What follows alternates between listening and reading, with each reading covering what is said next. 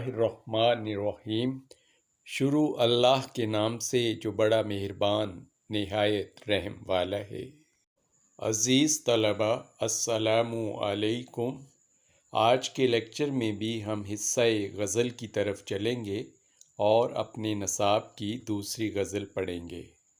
میر تقی میر کی گزشتہ غزل کی طرح اس غزل کا رنگ بھی مجازی ہے۔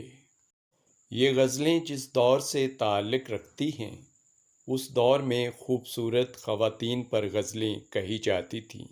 اس دور کے شعراء حضرات خواتین کے حسن و جمال کی تعریف اپنی شاعری میں غزلیہ انداز میں کیا کرتے تھے۔ چونکہ غزل کا بنیادی اور اصل موضوع ہی عورت ہوتا تھا، جیسا کہ گزشتہ لیکچر میں ہم نے غزل کی تعریف میں پڑھا ہے کہ غزل کے ایک معنی عورتوں سے باتیں کرنا کے بھی ہیں۔ لہٰذا ہماری آج کی غزل میر تقی میر کی گزشتہ غزل کی طرح رومانی کیفیت پر مبنی ہے اور شاعر کا تخیل عشق مجازی اور محبوب مجازی سے وابستہ ہے۔ آج ہم دوسری غزل پڑھیں گے۔ ہمارے آج کے شاعر ہیں خواجہ حیدر علی آتش۔ آتش اپنی دلی کیفیت شعر کی زبان میں کچھ یوں بیان کرتے ہیں: کسی نے مول نہ پوچھا دل شکستہ کا، کوئی خرید کے ٹوٹا پیالہ کیا کرتا۔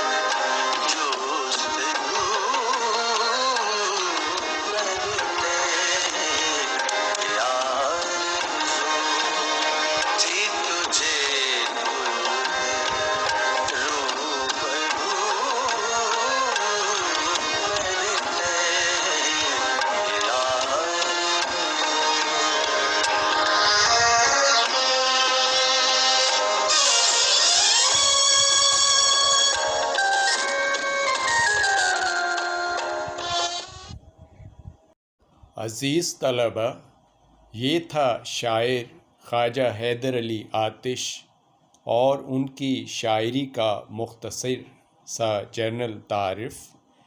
آئیے اب ہم اپنی کتاب کی طرف چلتے ہیں۔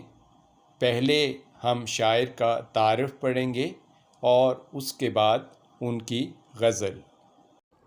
خواجہ حیدر علی آتش کی زندگی کا سفر 1764 سے شروع ہو کر 1846 میں اختتام پذیر ہو جاتا ہے۔ اس طرح سے انہوں نے تقریباً 82 سال کی عمر پائی۔ نام حیدر علی اور تخلص آتش تھا۔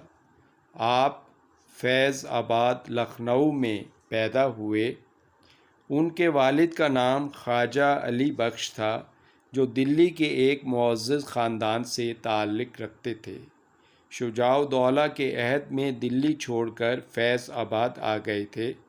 ابھی آتش صغیر سن تھے کہ والد وفات پا گئے، اس لیے ان کی تعلیم و تربیت بہتر طریقے سے نہ ہو سکی۔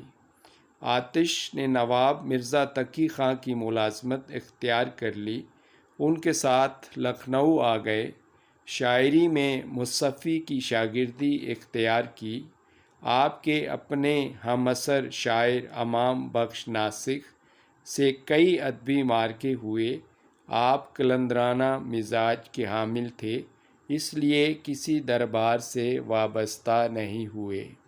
اس پیرا میں ایک لفظ آیا ہے صغیر سن، یعنی کم سن، چھوٹی عمر کے۔ ابھی وہ بچے تھے، چھوٹی عمر میں تھے کہ ان کے والد وفات پا گئے۔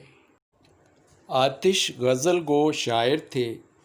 ان کی غزلوں میں تغزل کی بیشتر خوبیاں پائی جاتی ہیں۔ وہ بھی اپنے زمانے کے دیگر شعراء کی طرح شاعری کو شاعرانہ صناعی، مرثیہ کاری اور الفاظ کی نگینہ کاری کہتے تھے۔ تاہم آتش کے ہاں عامیانہ و سوکیانہ پن دکھائی نہیں دیتا، جو اس وقت کے لکھنوی شعراء کے کلام میں جا بجا نظر آتا ہے۔ آتش کے کلام میں فقر و غنا، توکل، تصوف، دنیا کی بے ثباتی، قناعت پسندی، درویشانہ رنگ اور اخلاقی مضامین بکثرت دکھائی دیتے ہیں۔ ان کی غزلوں میں تغزل، رجاعیت، سادگی و سلاست، نادر تشبیہات و استعارات، عمدہ صنائع بدائع، رندانہ موضوعات اور آتش بیانی کی خصوصیات پائی جاتی ہیں۔ آئیے ان چند الفاظ کا مفہوم دیکھتے ہیں جو اس پیرا کو سمجھنے میں مشکل پیدا کرتے ہیں۔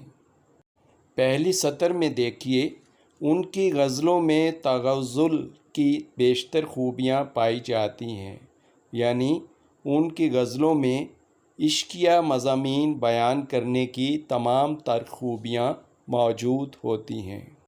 دوسری سطر میں دیکھیے، شاعرانہ صناعی یعنی شاعرانہ کاریگری، مرثیہ کاری اور الفاظ کی نگینہ کاری، یعنی غزل لکھتے وقت الفاظ کو موتیوں اور ہیرے جواہرات کی طرح دیکھ کر ان کے اتار چڑھاؤ کو مد نظر رکھتے ہوئے ان کی اصل جگہ پہ جڑنا یا ان کی اصل جگہ پہ لکھنا۔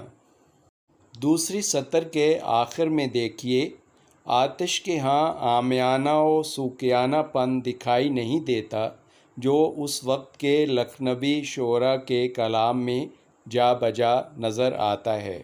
اس سے مراد یہ ہے کہ آتش کی غزلوں میں جاہلانہ اور بازاری پن قسم کے الفاظ آپ کو دکھائی نہیں دیں گے، جیسا کہ اس وقت کے لکھنوی شعراء کی غزلوں میں آپ کو دکھائی دیتے ہیں۔ تیسری سطر کے درمیان میں دیکھیے، آتش کے کلام میں فقر و غنا یعنی قلندری و دولت مندی، توکل، بھروسہ، تصوف، یہ علم معرفت کو کہا جاتا ہے۔ صوفیوں کا عقیدہ ہے کہ دل سے خواہشوں کو دور کر کے اللہ کی طرف دھیان لگانا، دنیا کی بے ثباتی، دنیا کی ناپختگی، ناپائیداری، قناعت پسندی یعنی تھوڑی چیز پر راضی اور خوش رہنا، اللہ جس حال میں بھی انسان کو رکھے اسی حال میں اس پر راضی و شاکر رہنا۔ درویشانہ رنگ، درویشوں کی طرح حلیہ، انگ ڈھنگ اور اخلاقی مضامین یعنی غزلوں کے اندر مضامین جو پائے جاتے ہیں ان میں اخلاقیات کا دامن کہیں سے بھی خالی نہیں ہے۔ چوتھی سطر کے درمیان میں دیکھیے، ان کی غزلوں میں تغزل یعنی غزل میں عشقیہ مضامین بیان کیے گئے ہیں، مگر رجائیت کے ساتھ یعنی پاکیزگی اور روشن خیالی کے ساتھ، سادگی کے ساتھ، سلاست یعنی ان کے کلام میں نرمی، روانی اور ہمواری پائی جاتی ہے، اور اس کے ساتھ ساتھ نادر تشبیہات و استعارات۔ انہوں نے اپنی شاعری میں نایاب قسم کی تشبیہات اور استعارات کا سہارا بھی لیا ہے۔ عمدہ صنائع بدائع یعنی شاعری میں وہ عجیب و غریب باریکیاں پیدا کرنا جن سے کلام میں نکھار پیدا ہو۔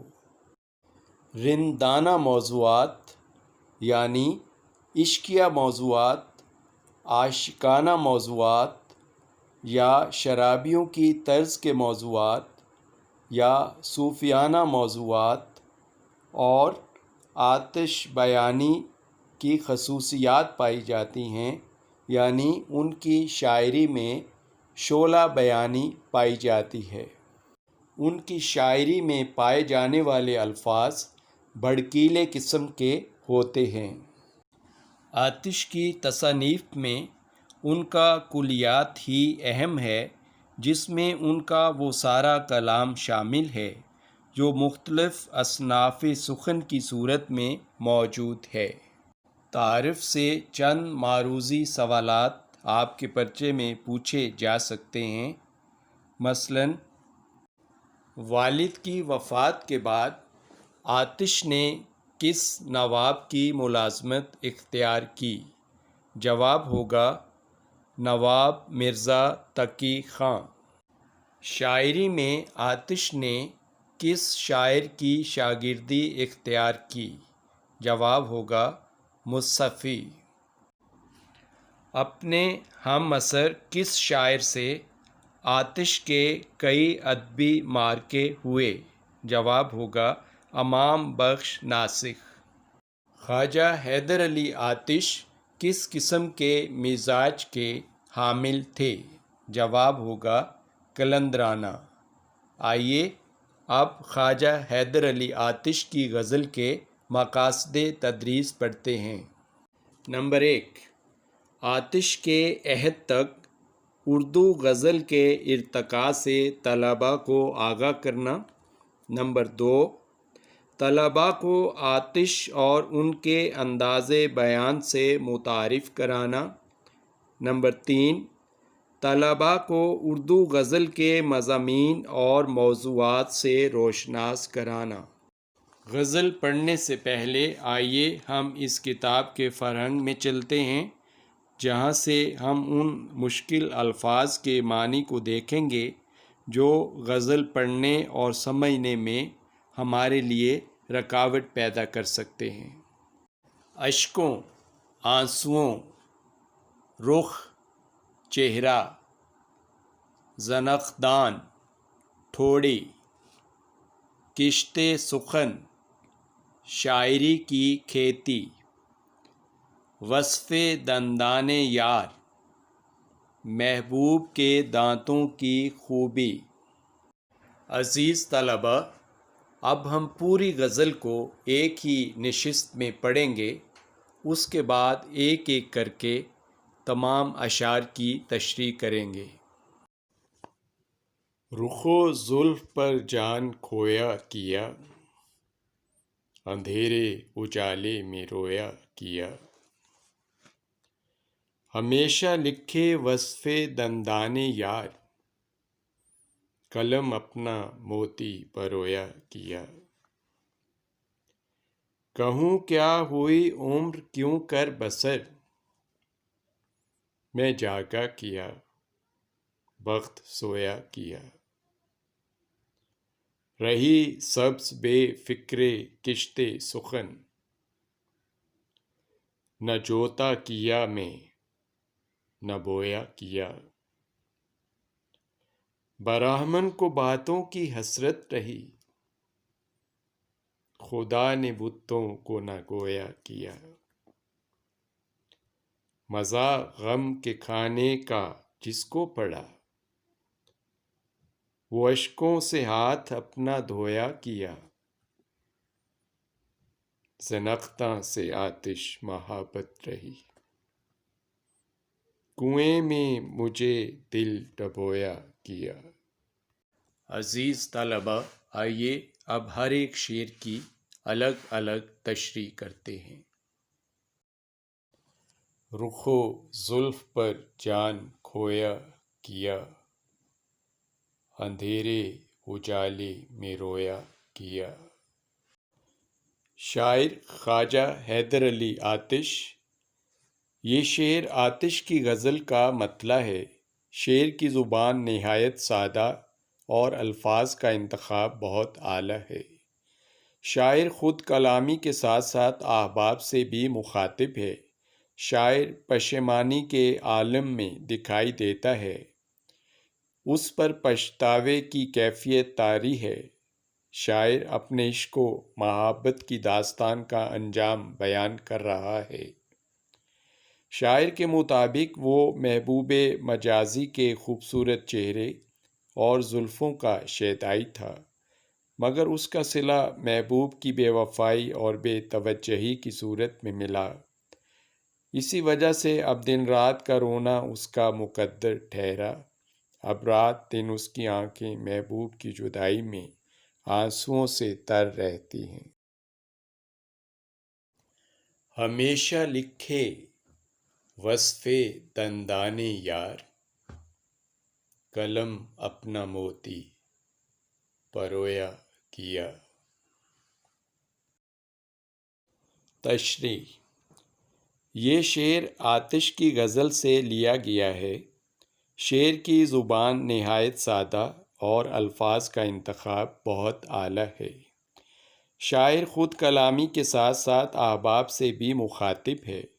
شاعر اپنے محبوب مجازی کے موتیوں جیسے دانتوں سے بہت متاثر تھا۔ اپنی شاعری میں بھی محبوب کے خوبصورت سفید دانتوں کی خوبیاں بیان کرتا رہا۔ شاعری میں شاعر کا قلم جب محبوب کے دانتوں کی خوبیاں لکھتا تو شاعر کو ایسا محسوس ہوتا تھا جیسے اس کا قلم الفاظ تحریر کرنے کے بجائے کوئی خوبصورت موتیوں کا ہار پرو رہا ہو۔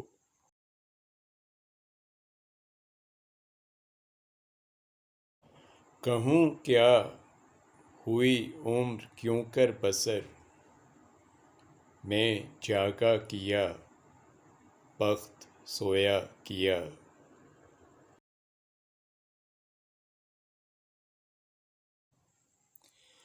یہ شعر آتش کی غزل سے لیا گیا ہے۔ شعر کی زبان نہایت سادہ اور الفاظ کا انتخاب بہت اعلیٰ ہے۔ شاعر خود کلامی کے ساتھ ساتھ احباب سے بھی مخاطب ہے۔ شاعر اپنے عشق و محبت کی داستان کا انجام بیان کر رہا ہے۔ شاعر کہتا ہے کہ وہ کسی کو کیا بتائے، عشق و محبت میں اس کی زندگی کن کن مشکلات سے دوچار رہی۔ اس کی مختصر بدنصیبی کی کہانی یہ ہے کہ وہ عشق میں زندگی بھر محبوب کی یاد میں جاگتا رہا اور اس کے برعکس اس کا نصیب سوتا رہا، جبکہ ہونا یہ چاہیے تھا کہ اس کا نصیب جاگتا اور وہ خود آرام و سکون کی نیند سوتا، مگر ایسا ہو نہ سکا۔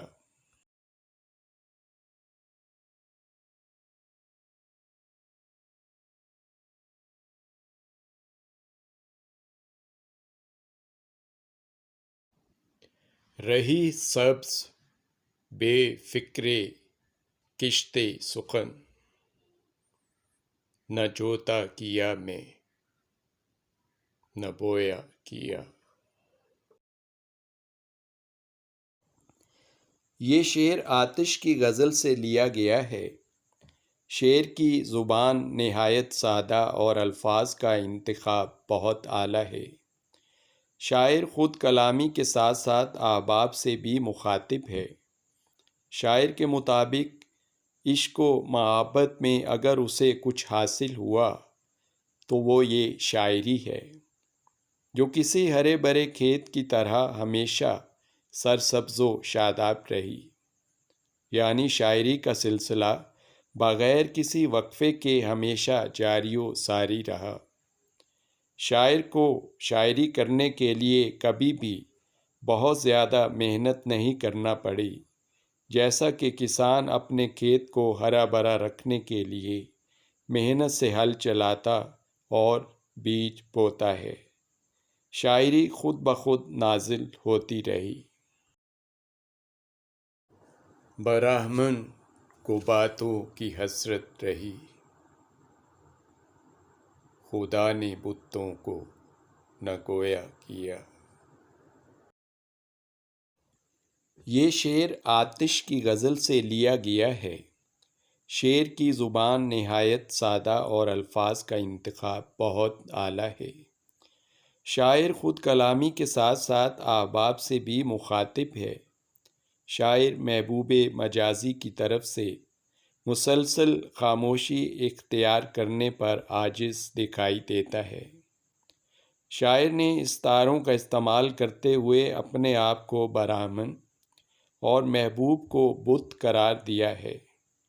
شاعر کہتا ہے، ہندو کو ہمیشہ یہ حسرت رہی کہ کاش بت جس کی وہ پوجا کرتا ہے اور اسے اپنا خدا مانتا ہے، اس سے کبھی بات کرے، اس کی باتوں کا جواب دے، مگر ایسا آج تک نہ ہو سکا، کیونکہ خدا نے بتوں کو بولنے کی صلاحیت ہی نہیں دی۔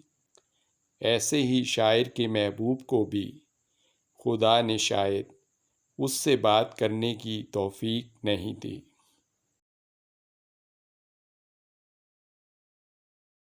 مزہ غم کے کھانے کا جس کو پڑا، وہ اشکوں سے ہاتھ اپنا دھویا کیا۔ یہ شعر آتش کی غزل سے لیا گیا ہے۔ شعر کی زبان نہایت سادہ اور الفاظ کا انتخاب بہت اعلیٰ ہے۔ شاعر خود کلامی کے ساتھ ساتھ احباب سے بھی مخاطب ہے۔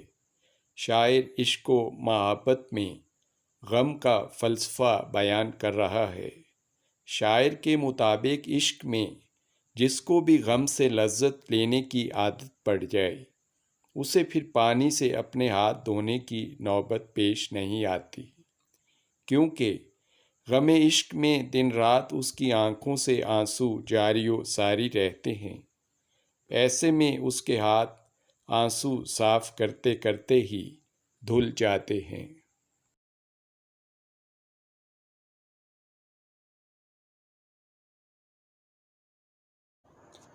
زنخداں سے آتش محبت رہی، کنویں میں مجھے دل ڈبویا کیا۔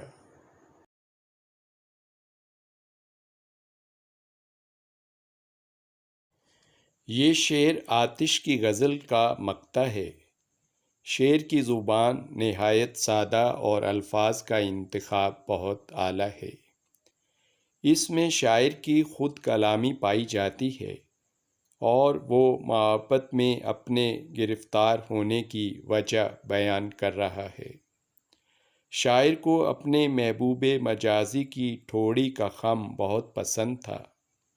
شاعر اپنے محبوب کی خوبصورت ٹھوڑی کی وجہ سے اس کی محبت میں گرفتار رہا۔ شاعر استعارہ کا استعمال کرتے ہوئے محبوب کی ٹھوڑی پر بنے ہوئے خم کو کنواں قرار دے رہا ہے۔ شاعر کے مطابق اس کا دل محبوب کی ٹھوڑی پر بنے ہوئے خم یعنی کنویں میں ڈوب گیا اور شاعر ہمیشہ کے لیے اپنے دل سے محروم ہو گیا۔ عزیز طلباء، اگر آپ کو اشعار کی تشریح سمجھ آ گئی ہے تو پھر آئیے مشقی سوالات کا جائزہ لیتے ہیں۔ الف، شاعر نے ہمیشہ کس کے وصف لکھے ہیں؟ جواب، شاعر نے ہمیشہ وصف دندان یار یعنی اپنے محبوب کے خوبصورت دانتوں کی خوبیاں لکھی ہیں۔